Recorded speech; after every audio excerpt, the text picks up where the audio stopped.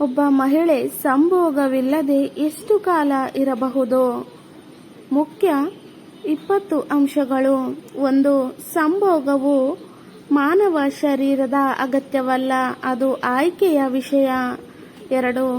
ಕೆಲ ಮಹಿಳೆಯರು ವರ್ಷಗಳಿಂದಲೂ ಯಾವುದೇ ಲೈಂಗಿಕ ಸಂಪರ್ಕವಿಲ್ಲದೆ ಆರೋಗ್ಯವಾಗಿರುತ್ತಾರೆ. 3. ಮನುಷ್ಯನ ಲೈಂಗಿಕ ಬದ್ಧತೆ ವೈಯಕ್ತಿಕವಾಗಿ ಬದಲಾಗುತ್ತದೆ, ಯಾವುದೇ ಕಾಲಮಿತಿ ಇಲ್ಲ. 4. ಹೆಸರು ಹೋಗದ ನಿರೀಕ್ಷೆ ಅಥವಾ ಸಾಮಾಜಿಕ ಒತ್ತಡಗಳಿಂದ ಸಂಪರ್ಕ ಇರಬೇಕೆಂದು ಅನಿಸುವ ಸಾಧ್ಯತೆ ಇದೆ. 5. ಲೈಂಗಿಕ ಸಂಪರ್ಕ ಇಲ್ಲದೆಯೂ ದಾಂಪತ್ಯ ಜೀವನ ಸುಖಕರವಾಗಿರಬಹುದು. 6. ಶಾರೀರಿಕ ಸಂಪರ್ಕವಿಲ್ಲದಿದ್ದರೂ ಆರೋಗ್ಯ ಹಾನಿಯಾಗುತ್ತದೆ ಎಂಬುದು ತಪ್ಪು ಕಲ್ಪನೆ. 7.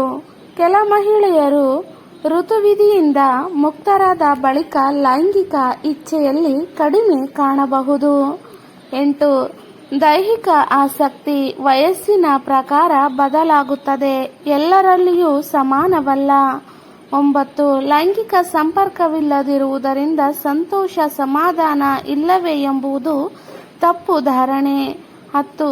ಸಂಭೋಗ ಇಲ್ಲದೆ ವರ್ಷಗಳಿಂದಲೂ ಕೆಲ ಮಹಿಳೆಯರು ಸಂತೃಪ್ತ ಜೀವನ ನಡೆಸುತ್ತಿದ್ದಾರೆ. 11.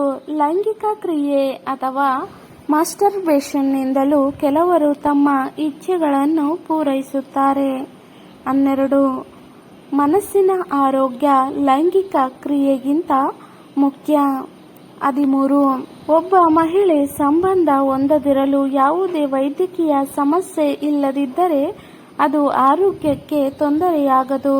14. ಮಕ್ಕಳಾಗಿರುವ ನಂತರ ಕೆಲವು ಮಹಿಳೆಯರಲ್ಲಿ ಲೈಂಗಿಕ ಆಸಕ್ತಿ ಸ್ವಾಭಾವಿಕವಾಗಿ ಕಡಿಮೆ ಆಗುತ್ತದೆ. 15. ವೈಯಕ್ತಿಕ ಧಾರ್ಮಿಕ ಹಾಗೂ ವ್ಯವಚಾರಿಕ ನಂಬಿಕೆಗಳಿಂದಲೂ ದೈಹಿಕ ಸಂಪರ್ಕ ತಪ್ಪಿಸಲಾಗಬಹುದು.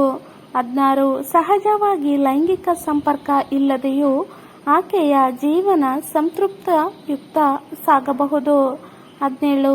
ಕೆಲವರಲ್ಲಿ ಲೈಂಗಿಕ ಸಂಪರ್ಕ ಇಲ್ಲದಿರುವುದರಿಂದ ಆಂತರಿಕ ಶಾಂತಿ ಹೆಚ್ಚಾಗಬಹುದು.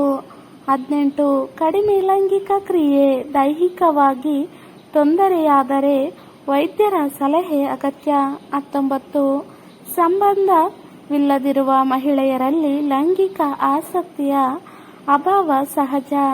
20. ಕೊನೆಗೆ ಸಂಭೋಗ ಇಚ್ಛೆ ಇರುವುದೋ ಅಥವಾ ಇಲ್ಲವೋ ಎನ್ನುವುದು ವೈಯಕ್ತಿಕ ಆಯ್ಕೆ, ಅದು ದೋಷವಲ್ಲ.